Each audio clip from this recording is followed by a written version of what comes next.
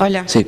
Le quería preguntar, porque justamente en esa parte, la parte militar... ¿Subís un poquito el micrófono?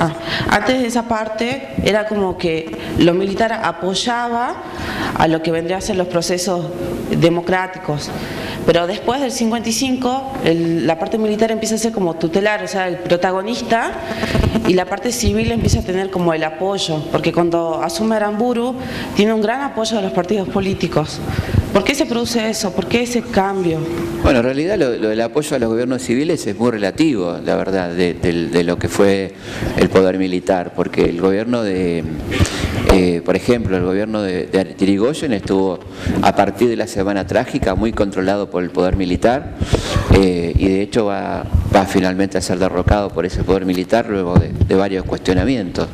El gobierno de Perón tuvo un intento muy fuerte de golpe militar por parte de Menéndez en 1951, que empieza a preparar el golpe del 55, ¿no? Es decir, ya hay una especie de conciencia de ese poder vinculado claramente a los civiles, como si fuera un poder autónomo que está por encima de los demás poderes, ¿no?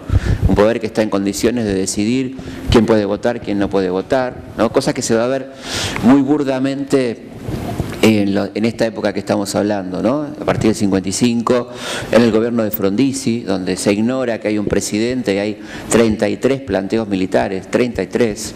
El caso de Guido, donde le hacen firmar un acta donde Guido se compromete a reprimir, a hacer lo que ellos quieren prácticamente, ¿no?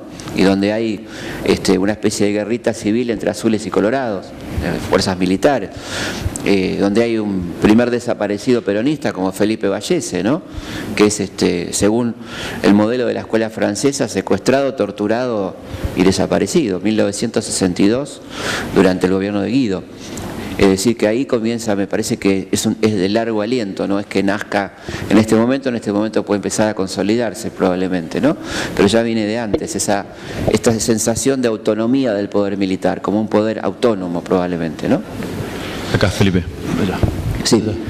Sí, buenas noches. Buenas noches. Yo te quería preguntar sobre un aspecto que me parece que merece ser discutido y estudiado, que es la relación que tienen los procesos políticos en Argentina y las etapas históricas con la universidad, ya que estamos en este ámbito, y en particular en referencia a este periodo y al periodo del último peronismo, la relación del peronismo con el movimiento estudiantil, que vos sabés que fue de mucha fricción, y el movimiento estudiantil en ese momento fue un factor de fuerte oposición al peronismo, en particular el movimiento estudiantil nucleado en la fuga, que te acordás que Jauretche acuñó ese término de fubista, que tenía toda una connotación.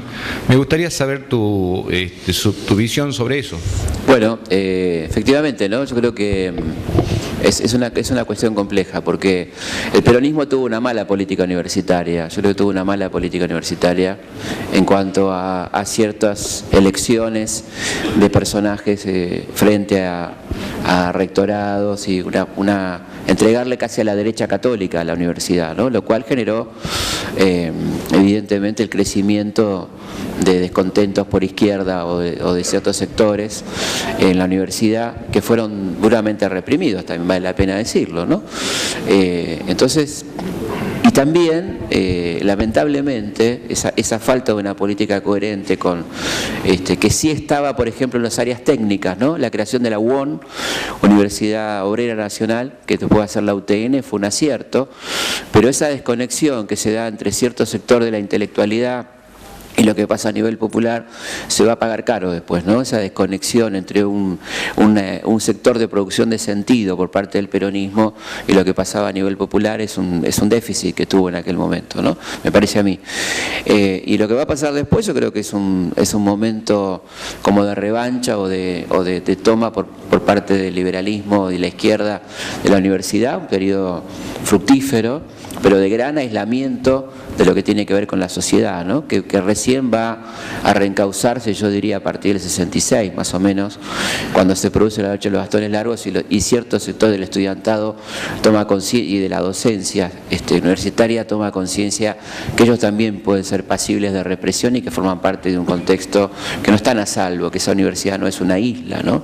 Creo que es un momento muy interesante donde aparte se producen grandes mudanzas ideológicas, ¿no? Dentro de la universidad, donde aparece, por ejemplo, el peronismo, empieza a ser una opción dentro de la universidad y empieza una militancia universitaria peronista que prácticamente no había existido, que era minoritaria, ¿no? Dentro de los que eran los claustros universitarios de aquel periodo, ¿no?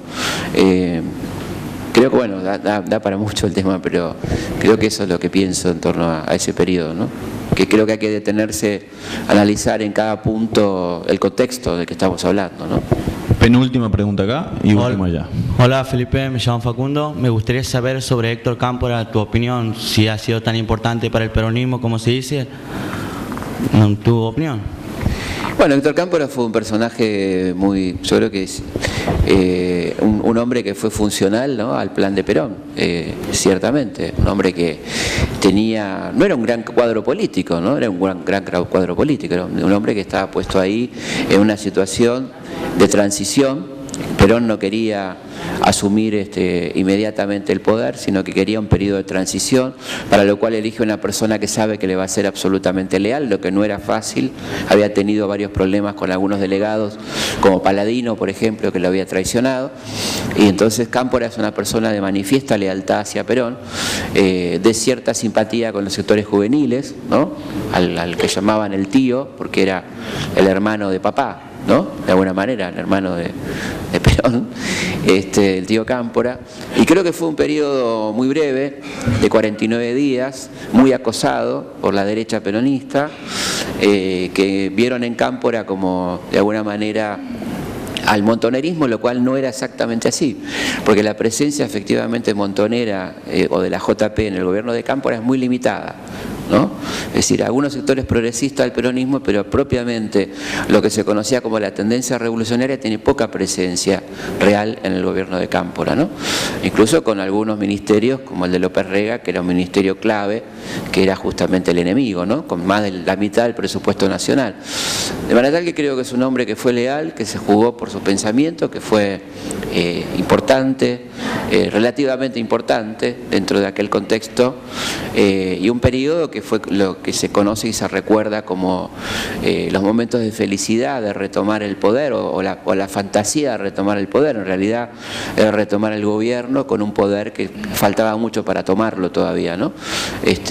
Y bueno, son esos días, esos 49 días muy conflictivos, con un hecho en el medio que va a ser determinante, como Ezeiza, como la masacre de Ezeiza, ¿no? Donde se juegan muchísimas cosas en ese episodio, ¿no? Y la última allá. Hola Felipe, buenas noches. En realidad, preguntarte nada, sino agradecerte tu modo de enseñar historia.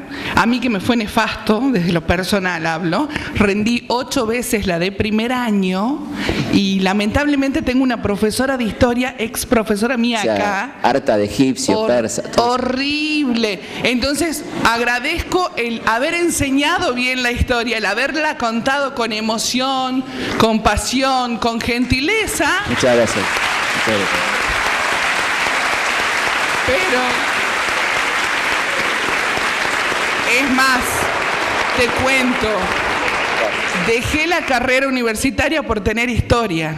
Historia del arte, historia de la música, historia mundial. ¿O no, Ramiro Rearte? Decilo. Que no puedo decir nada.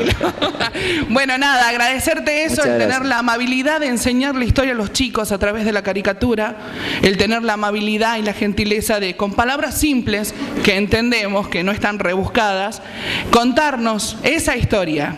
La misma que nos contaron en el colegio, pero de manera más coloquial, más amena o tal vez un poquito más humana. Así que gracias Felipe Piña, muchas gracias. Un fuerte aplauso para Felipe Piña. Muchas gracias.